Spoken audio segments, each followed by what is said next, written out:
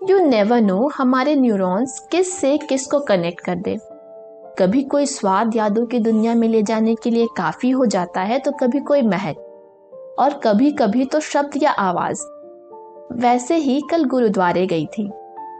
बस माथा टेक कर बाहर आई तो प्रसाद बट रहा था। जैसे ही वो काढ़ा प्रसाद मुंह में गया, मेरी दादी की याद आ गई मुझे। उन्होंने ही मुझे आटे का हलवा बनाना सिखाया था। वो ही स्वाद मुंह में घुल गया और जाने कहां से मैं अपने बचपन में पहुंच गई। वो हलवे के साथ देसी घी का स्वाद, उसके साथ उस आम की टोकरी के पास भी खुद को बैठा पाया जो पापा मंगवाते थे गर्मी के मौसम में, और हम सब मन और पेट दोनों भर के खाते थे। फिर खुद को उस अलमारी के पास भी याद किया जहां अपनी किताबें रखा करती थी।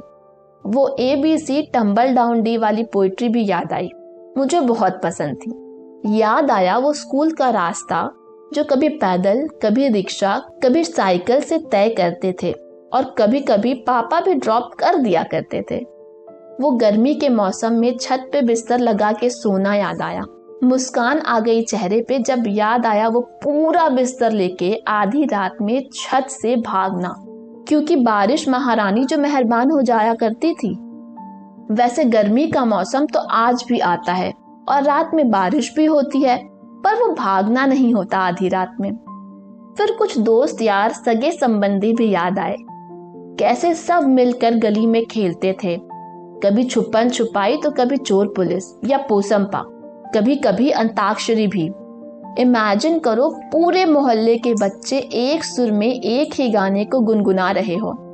याद आते ही रोंगटे खड़े हो गए। फिर आइसक्रीम वाले की घंटी और इडली वाले का चिल्ला के मोहल्ले में दाखिल होना भी याद आया। घर वालों को कन्विंस करना कि ये जंक फूड है पर टेस्टी भी है। मैंने तो ख्यालों में ही कन्विंस करना शुरू कर दिया, और इतने में ही याद आया कि मैं तो गुरुद्वारे में हूँ। फिर क्या था, निकल पड़ी वहां से अपने भाग दौड़ वाले आज की जिंदगी में दोबारा शामिल होने को, उन यादों से बाहर। पर पता है यादों की खूबसूरती क्या है, कि वो बीत गए हैं, दोहराए नहीं जाएंगे।